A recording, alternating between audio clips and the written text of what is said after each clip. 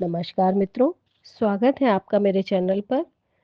आज मैं आपको सुनाने जा रही हूँ हिंदी साहित्य के प्रतिष्ठित कथाकारों में अग्रगण्य मुंशी प्रेमचंद द्वारा लिखी गई कहानी विध्वंस।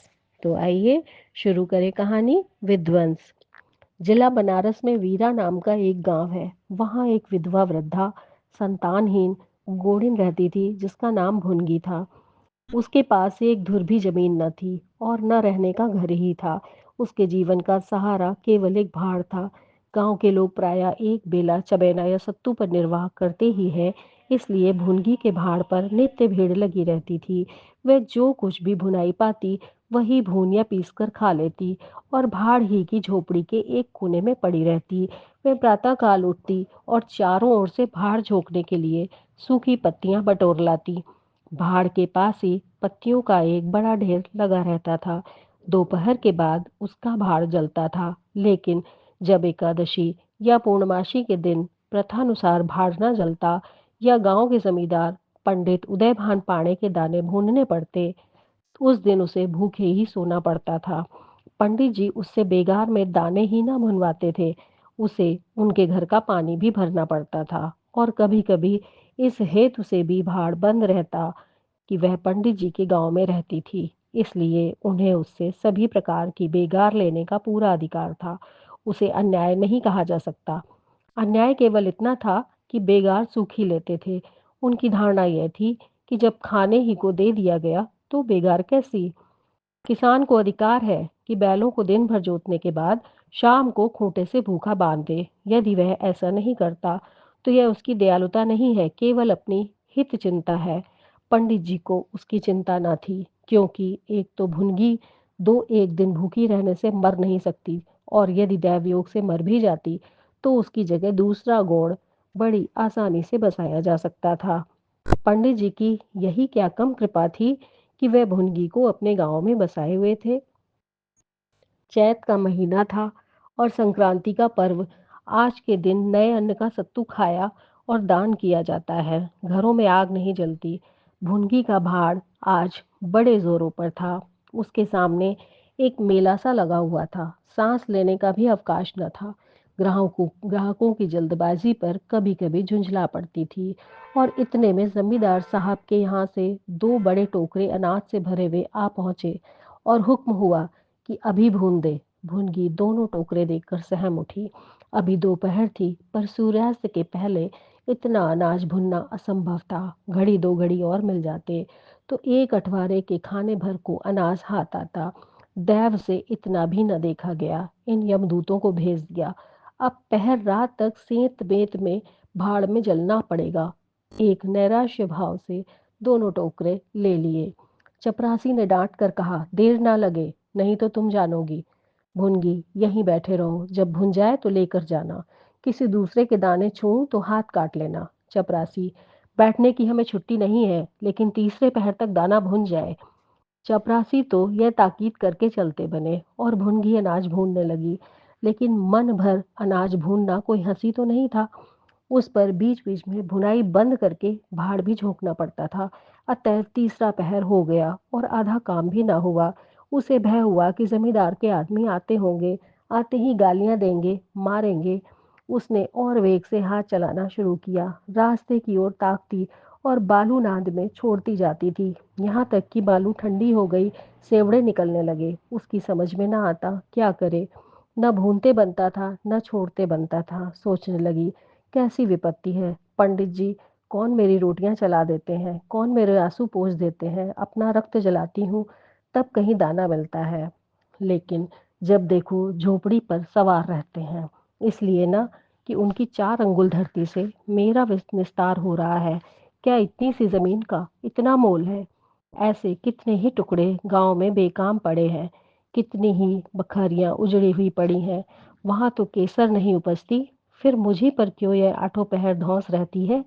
कोई बात हुई और यह धमकी मिली कि भाड़ खोदकर फेंक दूंगा, उजाड़ दूंगा। मेरे सिर पर कोई होता तो क्या ये बौछारें सहनी पड़ती। मैं इन्हीं कुत्सित विचारों में पड़ी हुई थी कि दोनों चपरासियों ने आकर कर्कश स्वर में कहा, क्यों री, दाने भुन गए। भुनगी ने निडर होकर कहा, भून तो रही हूँ, देखते नहीं। चपरासी, सारा दिन बीत गया और तुझसे इतना अनाज ना भूना गया। यह तो दाना भून रही है कि उसे चौपट कर रही है। यह तो बिल्कुल सेवड़े हैं। इनका सत्तू कैसे बनेगा? हमारा सत्यानाश कर दिया। देख तो आज महाराज तेरी क्या गत करते हैं। परिणाम यह हुआ कि उसी रात को भाड़ खोद डाला गया और वह अभागिनी विधवा निरावलंब हो गई। भुनगी को अब रोटियों का कोई सहारा ना रहा। गांव वालों को भी भाड़ के विध्वंस हो जाने से बहुत कष्ट होने लगा। कितने ही घरों में दोपहर को दाना ही न मैसर होता। लोगों ने जाकर पंडित जी से कहा कि बुढ़िया को भाड़ चलाने की आज्ञा दे दीजिए, लेकिन पंडित जी ने कुछ ध्यान न दिया। वह अपना रौब न घटा सकते थे।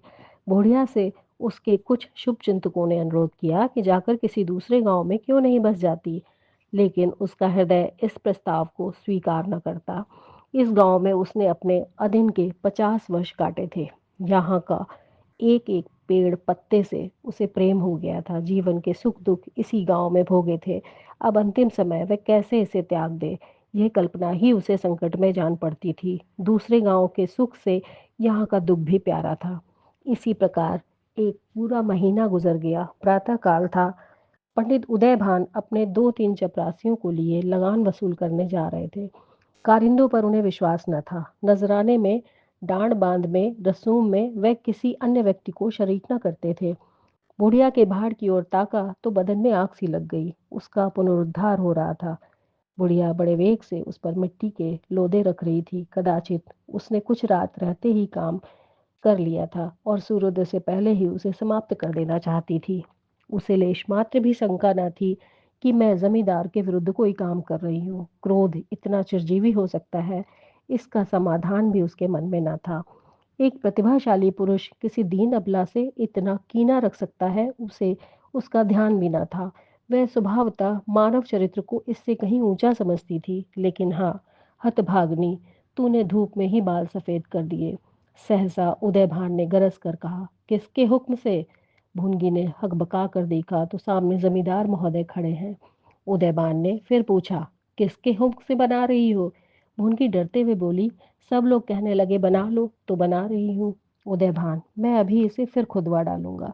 यह कहकर उन्होंने भाड़ में एक ठोकर मारी। गीली मिट्टी सब कुछ लिए दिए बैठ गई। दूसरी ठोकर नाद पर चलाई, लेकिन बुढ़िया सामने आ गई और ठोकर उसकी कमर पर पड़ी। अब उसे क्रोध आया। कमर सहलाते हुए बोली, महाराज, तुम्हें आदमी का डर नहीं है तो भगवान का डर तो होना चाहिए। मुझे इस तरह उजाड़ कर क्या पाओगे? क्या इस 4 अंगुल धरती में सोना निकल आएगा? मैं तुम्हारे ही भले की कहती हूँ। दीन की हाय मत लो। मेरा रोआ दुखी मत करो। उदयभान, अब तो यहाँ फिर भाड़ न बनाएगी? भुनगी, भाड़ न बनाऊंगी तो खाऊंगी क्या? उदयभान, तेरे पेट का हमने ठेका नहीं लिया है। भुनगी, टहल तो तुम्हारी करती हूँ, खाने कहाँ जाऊं?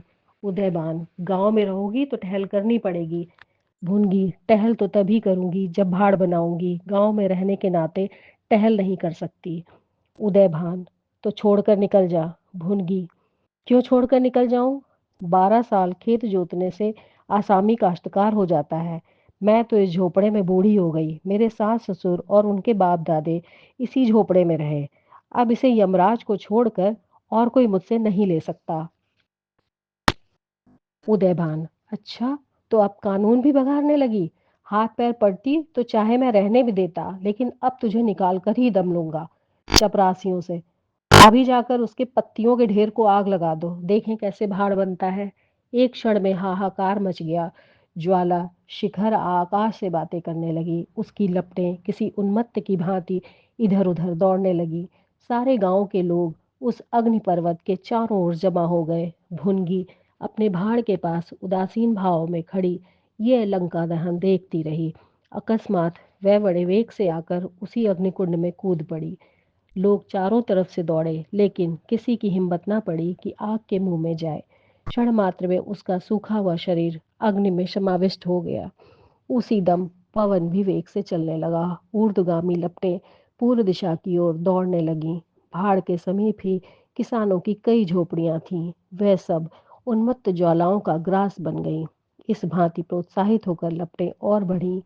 सामने पंडित उदयभान की बखार थी, उस पर झपटी। अब गांव में हलचल पड़ी। आग बुझाने की तैयारियां होने लगीं, लेकिन पानी के छींटों ने आग पर तेल का काम किया।